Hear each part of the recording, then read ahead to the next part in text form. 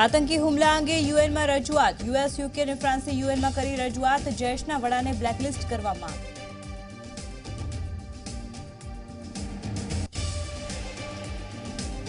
ત્રણેય પાકના વડાઓને પ્રધાનમંત્રીએ આપ્યો છૂટો દોર. પાકિસ્તાનના દબાણમાં ન આવવા ઉચ્ચ સ્તરીય બેઠકમાં સૂચન.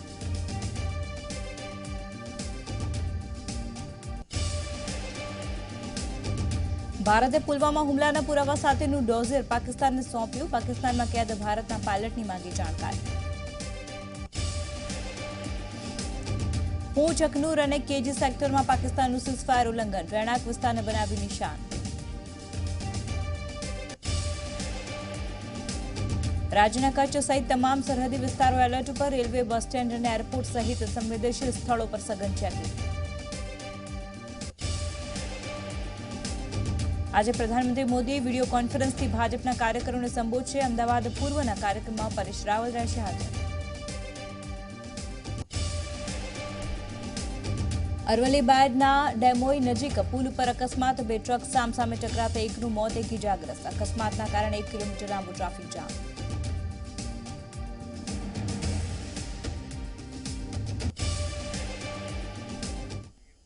નમસ્કાર, 30 મિનિટ 100 ખબરો સાથે હું છું નુપુર દાણી. સૌથી પહેલા વાત કરીએ. પ્રધાનમંત્રી નરેન્દ્ર મોદી આજે મેરા બૂથ સબસે મજબૂત કાર્યક્રમમાં ભાગ લેશે. મિશન 2019 અંતર્ગત આજે પ્રધાનમંત્રી વિડીયો કોન્ફરન્સિંગના માધ્યમથી દેશના 15,000 સ્થળો પર હાજર ભાજપના કાર્યકરો સાથે વાતચીત કરશે. ભાજપ આ વિડીયો કોન્ફરન્સિંગને દુનિયાની સૌથી મોટી વિડીયો કોન્ફરન્સિંગ ગણાવી રહ્યું છે. મોદી આજના કાર્યક્રમમાં ભાજપના કાર્યકરોને જીતતો મંત્ર આપશે. આ કાર્યક્રમમાં અમિત શાહ ઉપરાંત ભાજપ શાસિત તમામ રાજ્યોના મુખ્યમંત્રી અને કેબિનેટ મંત્રી પણ ભાગ લેશે.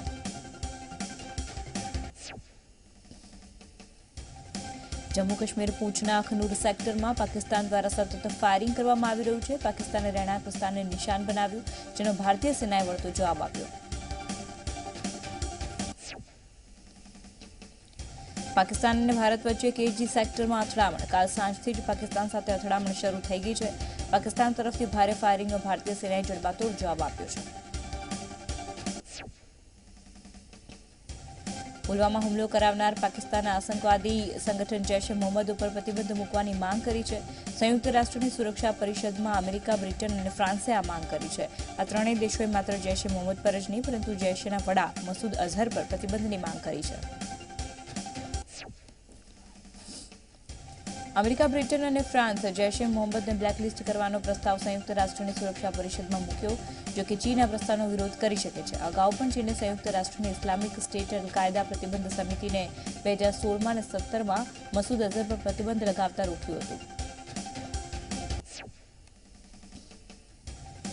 નાણામંત્રી અરુણ જેટલીએ ટ્વીટ કરી જણાવ્યું કે પુલવામા થયેલો હુમલો એક વાસ્તવિકતા છે. ટ્વીટ કરી અરુણ જેટલીએ વિરોધ પક્ષને અપીલ કરી કે રાષ્ટ્રએ આવા સમયે એક સ્વરમાં બોલવું જોઈએ. આખા દેશે એક સ્વરમાં સરકારની કાર્યવાહીને યોગ્ય ગણાવી તેનું સમર્થન કર્યું. ત્યારે કેમ ભારતનો વિરોધ પક્ષ સરકારના આતંકી વિરોધી કાર્યને રાજકારણથી પ્રેરાઈને લેવામાં આવ્યું હોવાનું માની રહ્યું છે.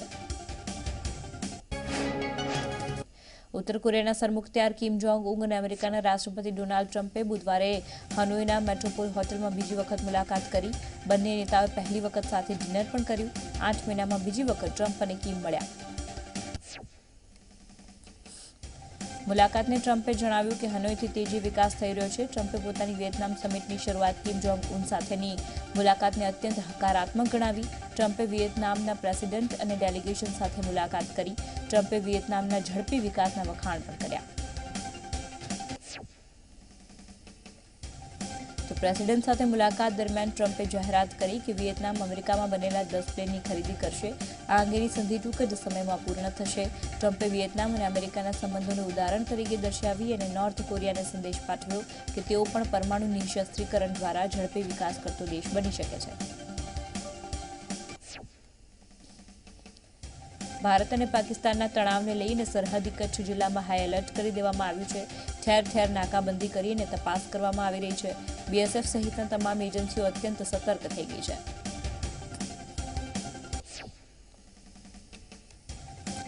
અરવલ્લીના બાયડના ડેમાઈ નજીક પુલ ઉપર 2 ટ્રક વચ્ચે અકસ્માત સર્જાયો, જેમાં એકનું અકસ્માતમાં મોત થયું અને એક ઇજાગ્રસ્ત છે. અકસ્માતના પગલે 1 કિલોમીટર જેટલો લાંબો ટ્રાફિક જામ જોવા મળ્યો। આ ઘટનાની જાણ પોલીસને થતાં સ્થળ ઉપર પહોંચી ટ્રાફિકને યથાવત કર્યો।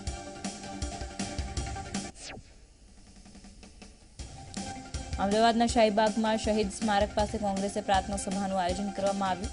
પુલવામામાં થયેલા શહીદોને શ્રદ્ધાંજલિ આપવામાં આવી। પ્રાર્થના સભામાં કોંગ્રેસના નેતા સહિત મોટી સંખ્યામાં કાર્યકરો જોડાયા। સુરત આરટીઓએ પીયુસી વગરના 3111 વાહનને દંડ ફટકાર્યો।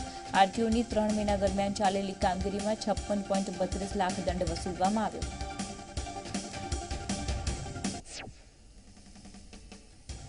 પ્રધાનમંત્રી નિવાસ સ્થાને ઉચ્ચ સ્તરીય બેઠક પૂર્ણ થઈ। સેનાના વડા પાસેથી પ્રધાનમંત્રીએ વર્તમાન પરિસ્થિતિને લઈ જાણકારી મેળવી। આ બેઠકમાં આર્મી ચીફ બિપિન રાવત અને એર ચીફ માર્શલ બીએસ ધાનુઆ સાથે ચર્ચા કરાઈ। એનએસએ અજીત ડુવાલે પણ પરિસ્થિતિની જાણકારી મેળવી। પાયલટને પરત લાવવો એ મૂળ પ્રાથમિકતા છે।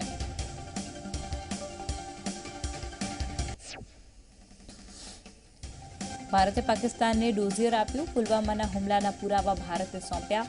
અમારો પાયલટ પાકિસ્તાન પાસે અને ભારત પાયલટને સુરક્ષિત પાછો સોંપે તેવી ભારતે પાકિસ્તાન પાસે માંગ કરી।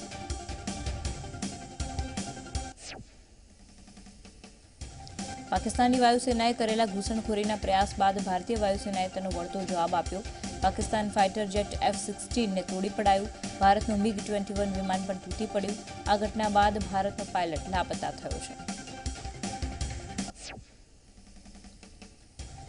પાકિસ્તાનના ડેપ્યુટી કમિશનર સૈયદ હૈદર શાહને ભારતના વિદેશ મંત્રાલયે સમન્સ પાઠવવામાં આવતા તે વિદેશ મંત્રાલય દોડી આવ્યો અને વિદેશ મંત્રાલયના અધિકારીઓને મળી પરત ફર્યા। પાકિસ્તાનના ડેપ્યુટી હાઈ કમિશનરને બોલાવી આતંકી હુમલાનો મુદ્દો ઉઠાવ્યો। પાકિસ્તાન પાસેથી લાપતા પાયલટની ભારતે જાણકારી મેળવી।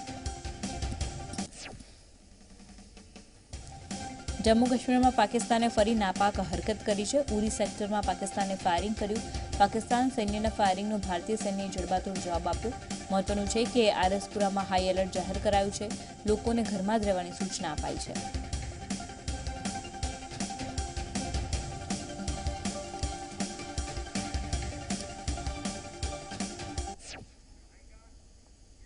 એક મહત્વના સમાચાર આવી રહ્યા છે। આજે કેન્દ્રીય કેબિનેટની બેઠક મળશે। આ બેઠકમાં સુરક્ષાના મુદ્દા પર વાત થઈ શકે છે બંને દેશો વચ્ચે। આ બંને દેશ વચ્ચે જે તણાવની સ્થિતિ છે તેની સમીક્ષા થશે। પ્રધાનમંત્રી નિવાસ સ્થાને આ કેબિનેટ બેઠકની અહીંયા ચર્ચા થશે। તો અગત્યના સમાચાર કે જેમાં જે પ્રકારે અત્યારે તણાવની સ્થિતિ છે એ માટે આ બેઠકમાં સુરક્ષાના મુદ્દા પર ચર્ચા કરવામાં આવશે। પ્રધાનમંત્રી નિવાસ સ્થાને આ કેબિનેટની બેઠક મળવાની છે। તો આજે કેન્દ્રીય કેબિનેટની બેઠક મળશે। સુરક્ષાના મુદ્દા પર આ બેઠકમાં ચર્ચા થઈ શકે છે। પ્રધાનમંત્રી નિવાસ સ્થાને આ કેબિનેટની બેઠક મળશે।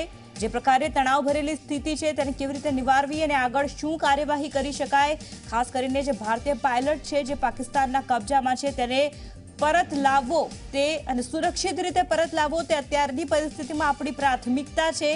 તો તેના માટે શું કરી શકાય? પાકિસ્તાન જે પ્રકારે આ પાયલટના કારણે આપણી પાસે જે દબાણ કરી રહી છે તે દબાણમાં ન આવી અને કયા પ્રકારના પગલાં લઈ શકાય, આ અન્ય જે મહત્વની ચર્ચા છે ત્યાં પ્રધાનમંત્રી નિવાસ સ્થાને કેબિનેટની જે બેઠક થશે તેમાં ચર્ચવામાં આવશે।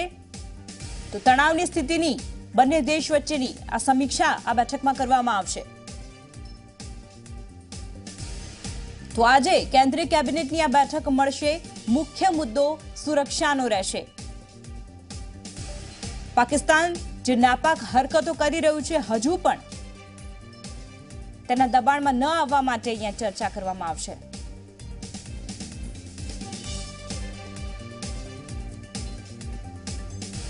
ફરી એકવાર નજર કરીશું 30 મિનિટ 100 ખબરો પર।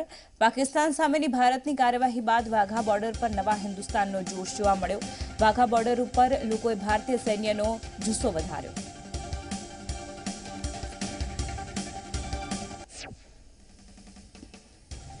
દિલ્હીના વિદ્યાભવનમાં નેશનલ યુથ પાર્લામેન્ટ ફેસ્ટિવલ 2019નું આયોજન કરવામાં આવ્યું, જેમાં પ્રધાનમંત્રી નરેન્દ્ર મોદીનું સ્વાગત યુનિયન મિનિસ્ટર રાજવર્ધનસિંહ ઠાકરે કર્યું।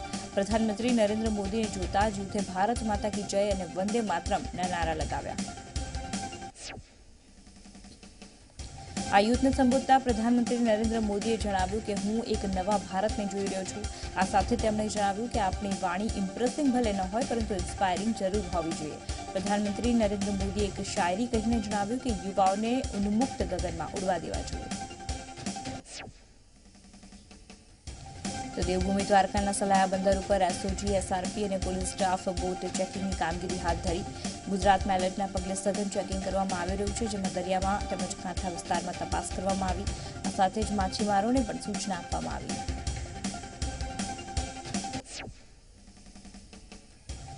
રાજ્યભરમાં અપાયેલા એલર્ટના પગલે અમદાવાદમાં પણ સુરક્ષામાં વધારો કરવામાં આવ્યો છે. અમદાવાદના શાહપુર, ખાનપુર, કાલુપુર, શહેર કોટડા સહિતના સંવેદનશીલ વિસ્તારોમાં સુરક્ષા વધારાઈ. સંવેદનશીલ વિસ્તારોમાં એસઆરપીની ટુકડીઓ જેકેટ અને હથિયારો સાથે તૈનાત કરાઈ, તો એસઆરપી સાથે સ્થાનિક પોલીસનું રાઉન્ડ ધ ક્લોક પેટ્રોલિંગ કરવામાં આવી રહ્યું છે. તો હાઈ એલર્ટની વચ્ચે અમદાવાદ પોલીસે પણ નવો પ્લાન બનાવ્યો છે, જેમાં દરેક પોલીસ સ્ટેશનમાં 2 હથિયારધારી ગાર્ડ બુલેટ પ્રૂફ જેકેટ અને હેલ્મેટ સાથે તૈનાત રહેશે. જે પોલીસ સ્ટેશન પર કોઈ સંકટ આવશે તો ગાર્ડની મદદ લેવાશે. આ સિવાય તમામ પોઈન્ટ્સ ઉપર પીએસઆઈ સાથેની ટીમ સ્ટેન્ડ રહેશે.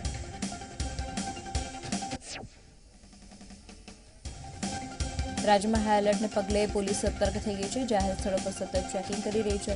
અમદાવાદના મુખ્ય બસ સ્ટેન્ડ ઉપર પોલીસે ચેકિંગ હાથ ધર્યું. ચેકિંગ દરમિયાન મુસાફરોના માલ સામાન તપાસવામાં આવ્યા. પાકિસ્તાન સાથેની તંગ સ્થિતિને જોતા ગુજરાત હાઈ એલર્ટ પર છે. ગુજરાતના 1600 કિલોમીટર લાંબા દરિયાકાંઠે એલર્ટ આપવામાં આવ્યું છે.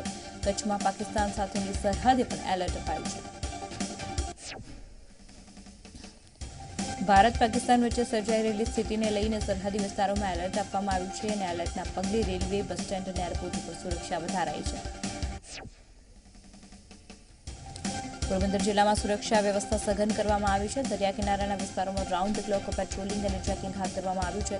સાથે તમામ સુરક્ષા એજન્સીઓ સાથે સંપર્કમાં રહીને પોલીસ કામ કરી રહી છે.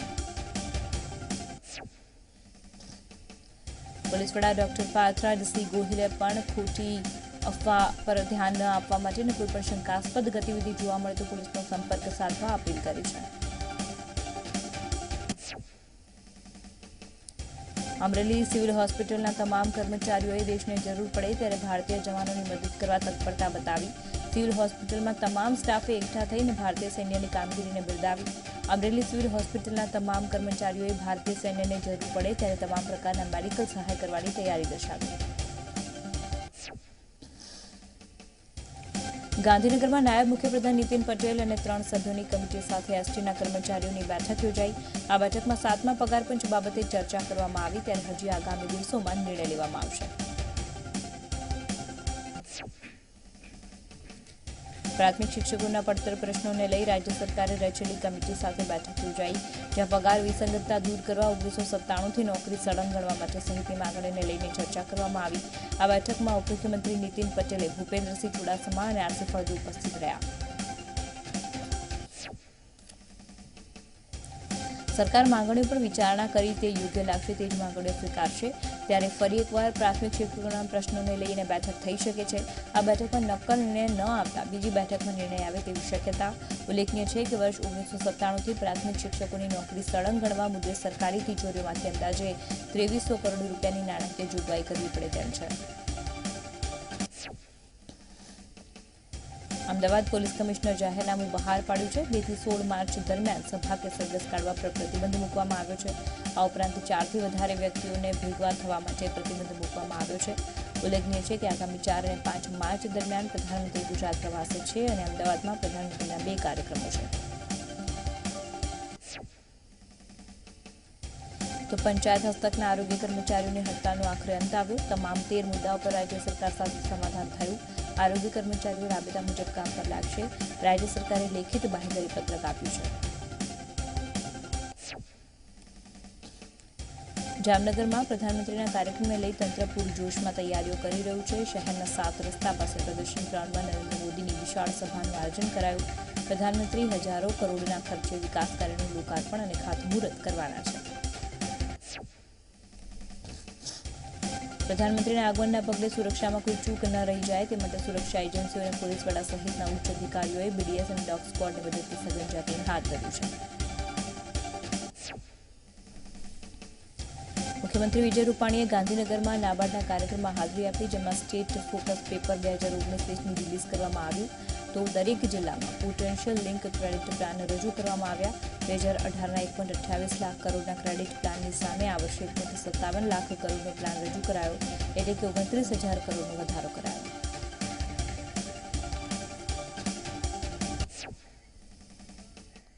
તો અન્ય મહત્વના સમાચારો આગળ પણ છે, પરંતુ હાલ સમય થઈ ગયો છે એક નાનકડા વિરામનો.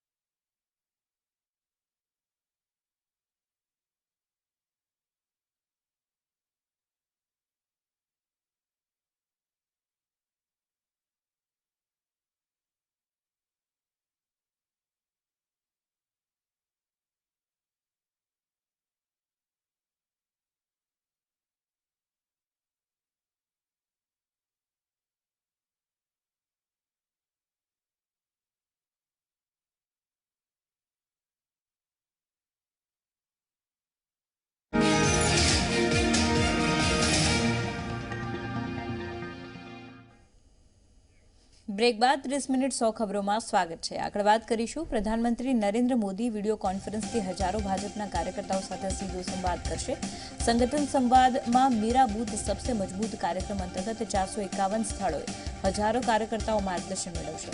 આ સિવાય કાર્યકર્તાઓ પ્રધાનમંત્રીને લાઈવ માધ્યમથી સીધો સવાલ પણ પૂછી શકશે. અમદાવાદમાં કોંગ્રેસની વર્કિંગ કમિટીની બેઠક મોકૂફ રાખવામાં આવી છે. વર્તમાન પરિસ્થિતિને ધ્યાનમાં રાખીને બેઠક સહિત તમામ કાર્યક્રમ મોકૂફ કરાયા છે.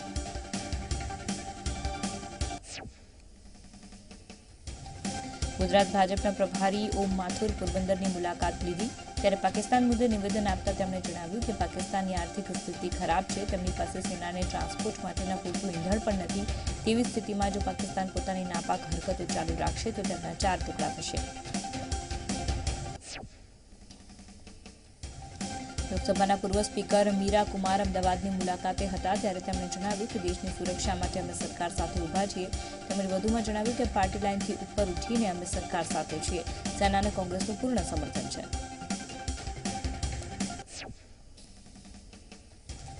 ભારતની વાયુસેનાની કાર્યવાહીને લઈ મુખ્યમંત્રી રૂપાણીએ જણાવ્યું કે ભારતની વાયુસેનાએ જોરદાર બદલો લીધો. તેમણે વાયુસેનાને અભિનંદન આપ્યા. તેમણે જણાવ્યું કે વાયુસેનાએ 350 આતંકવાદીઓનો સફાયો કરી નાખીને જોરદાર બદલો લીધો છે. ગોધરા કોમર્સ કોલેજ ઉપર અજાણી મહિલાઓએ હુમલો કર્યો. કોલેજ સ્ટાફ સહિત વિદ્યાર્થીઓ સાથે છૂટા હાથની મારામારી પણ કરવામાં આવી. માથાભરે 4 થી 5 જેટલી મહિલાઓએ કોલેજમાં બબાલ કરી. કોલેજમાં ઇન્ટરનલ પરીક્ષા દરમિયાન આ હુમલો કરાયો. આ બનાવને પગલે વિદ્યાર્થીઓમાં ભયનો માહોલ સર્જાયો. કોલેજ પાસેની જમીન વિવાદને લઈને હુમલો કરાયો. સમગ્ર ઘટનાની જાણ થતાં એ ડિવિઝન પોલીસ દોડી આવી અને કોલેજ પ્રિન્સિપાલે પોલીસ ફરિયાદ પણ નોંધી. સુરત ઓલપાડ સ્ટેટ હાઈવે 65 ઉપર 2 દિવસ પહેલા થયેલા અકસ્માતમાં પોલીસના બેવડા વલણને લઈ ગ્રામજનોએ વિરોધ કર્યો. રસ્તા પર ચક્કાજામ કર્યો. ઉલ્લેખનીય છે કે સરોલી પાસે ઇકો કાર અને BMW સાથે અકસ્માત થયો. ઓલપાડ પોલીસે BMW ચાલકની ફરિયાદ લીધી પરંતુ અન્ય કાર ચાલકની ફરિયાદ ન લેતા વિરોધ કરાયો. સરોલી ગામના લોકોએ 4 કલાક સુધી ચક્કાજામ કર્યો. આખરે ડીવાયએસપી સહિતનો પોલીસ કાફલો ઘટના સ્થળે દોડી આવ્યો. તપાસની ખાતરી મળતા મામલો થાળે પડ્યો. બનાસકાંઠામાં આશા વર્કર બહેનોએ વિવિધ પડતર પ્રશ્નોના મુદ્દે વિરોધ પ્રદર્શન કર્યું, જેમાં પાલનપુરમાં આશા વર્કર બહેનોએ બેનરો સાથે રેલી યોજી. આશા વર્કર બહેનોએ રેલી યોજીને જિલ્લા કલેક્ટરને આવેદનપત્ર આપ્યું, જેમાં તેમણે જણાવ્યું કે જો તેમની માંગણી નહીં સંતોષાય તો ઉગ્ર આંદોલન કરવાની ચીમકી ઉચ્ચારી.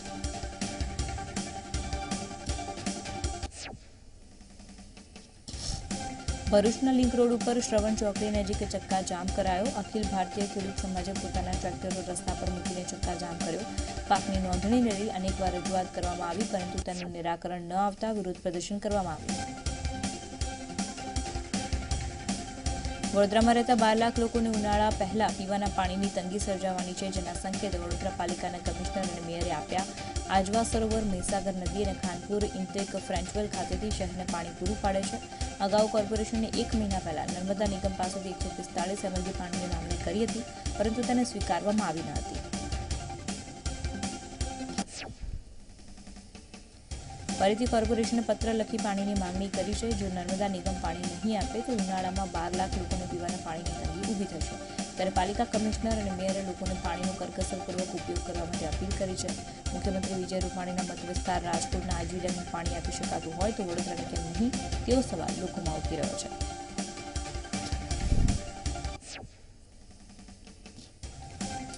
વડોદરાના વાઘોડિયા બાયપાસ પાસે ટ્રકે છકડાને અડફેટે લીધો, જેના કારણે છકડામાં બેઠેલી વિદ્યાર્થીની રોડ ઉપર પટકાઈ.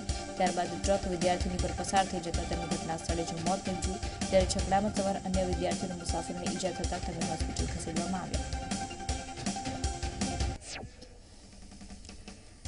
ભરૂચના દહેજમાં આવેલી મેઘમણી કંપનીમાં બ્લાસ્ટ થયો. આ કંપનીમાં વેલ્ડિંગની કામગીરી ચાલી હતી. તે દરમિયાન અચાનક જ બ્લાસ્ટ થતા 4 કારીગરો ગંભીર રીતે ઇજાગ્રસ્ત થયા, જેમાં 2ની સ્થિતિ ખૂબ જ ગંભીર છે. ઇજાગ્રસ્તોની સારવાર માટે અંકલેશ્વરની સરદાર પટેલ હોસ્પિટલ ખસેડાયા.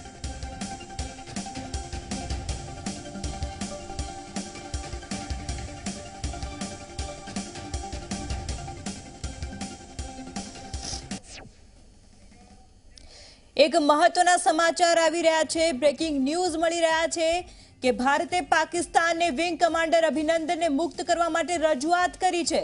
પાકિસ્તાન ખાતેના ભારતીય રાજદૂતે પાકિસ્તાનને આ પ્રકારની રજૂઆત કરી છે. પાકિસ્તાનના વિદેશ મંત્રાલયને આ પાયલટને મુક્ત કરવાની રજૂઆત કરવામાં આવી છે. ત્યારે ભારત ખાતેના પાકિસ્તાનના રાજદૂતને પણ અહીંયા રજૂઆત કરવામાં આવી છે.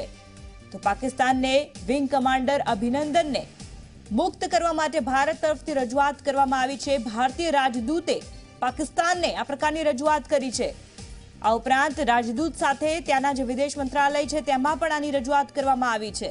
જે પ્રકારે ભારતીય વિંગ કમાન્ડર અભિનંદન પાકિસ્તાનના કબજામાં છે તેની સાથેનું જે વર્તન છે તે પણ યોગ્ય નથી, ત્યારે જીનીવા સંધિનો પાકિસ્તાન ભંગ કરી રહ્યું છે. આ પ્રકારનું કડક વલણ અગાઉ ભારતે જણાવ્યું હતું અને આ પ્રકારનું વર્તન સાંખી લેવામાં નહીં આવે. જો પાકિસ્તાન વિંગ કમાન્ડર અભિનંદનને મુક્ત નહીં કરે, પરત સુરક્ષિત નહીં મોકલે, તો પાછો કેવી રીતે લાવવો તે ભારતને આવડે છે. આ પ્રકારનું કડક વલણ ભારત અપનાવ્યું છે. જે પ્રકારે પાકિસ્તાન દબાણ કરવાની કોશિશ કરી રહ્યું છે ભારત પર, તે કોઈ પણ સંજોગોમાં સાંખી નહીં લેવામાં આવે. ત્યારે ભારત તરફથી રાજદૂતને આ ઉપરાંત ત્યાંના વિદેશ મંત્રાલયને રજૂઆત કરવામાં આવી છે કે વિંગ કમાન્ડર અભિનંદનને સુરક્ષિત રીતે મુક્ત કરવા માટે આ રજૂઆત કરાઈ છે. ત્યારે વિંગ કમાન્ડર અભિનંદન સુરક્ષિત પરત ફરે ભારતમાં, તે અત્યારે પ્રથમ પ્રાથમિકતા છે.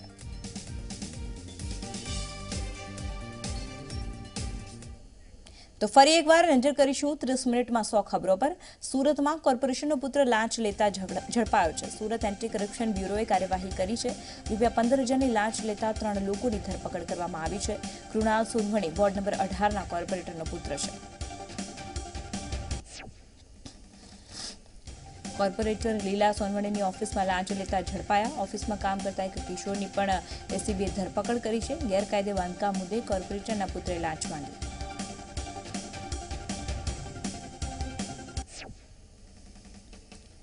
ગુજરાત ટીટીએસે નક્સલવાદી સીતારામની ધરપકડ કરી. સીતારામે 2014માં માઇન્સ લગાવી પોલીસ જીપને ઉડાવી. આરોપી સીતારામ 6 વર્ષથી વોન્ટેડ હતો.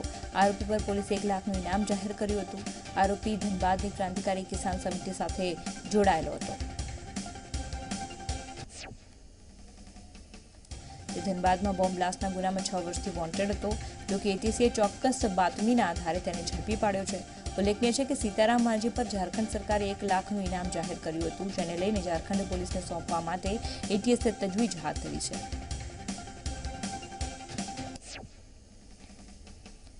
અમદાવાદના ચાંદખેડાના યુનિયન બેંકના એટીએમમાં ચેડા કરી અને પૈસા ઉપાડી લેવાના મામલો સામે આવ્યો છે. બેંકના અધિકારીઓએ જાન્યુઆરી મહિનાનો હિસાબી ન મળતા તેમજ એટીએમમાંથી પૈસા ન નીકળતા હોવાની ફરિયાદ સામે આવતા સમગ્ર હકીકત બહાર આવી.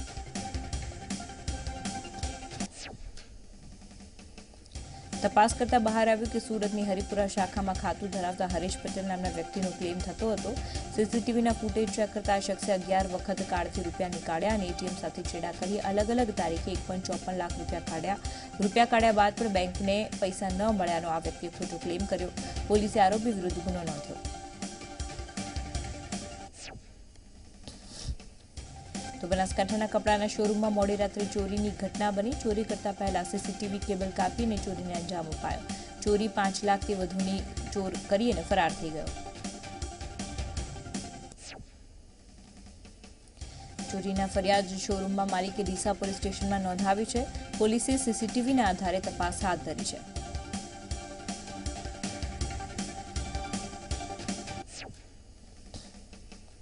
ત્યારે મહીસાગરના સિગ્નલી નજીક જંગલમાંથી વાઘનો મૃતદેહ મળ્યો, જેનું વડોદરા સીસીએફ સહિતના અધિકારીઓની હાજરીમાં પોસ્ટમોર્ટમ કરાયું. ગીર ફાઉન્ડેશન, સ્થાનિક અને પશુ ચિકિત્સક તેમજ એનજીઓની ટીમના ડોક્ટરોએ વાઘનું પોસ્ટમોર્ટમ કર્યું. મૃતદેહની ખરાબ સ્થિતિના કારણે મૃત્યુનું સાચું કારણ બહાર નથી આવ્યું.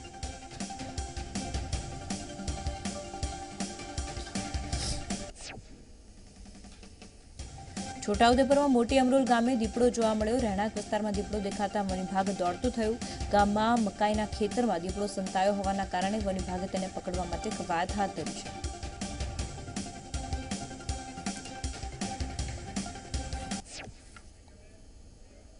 તો આ હતા અત્યાર સુધીના સમાચાર. વધુ સમાચાર માટે સહયોગી મિહિર આપની સાથે જોડાશે. હાલ મને રજા આપશો. નમસ્કાર.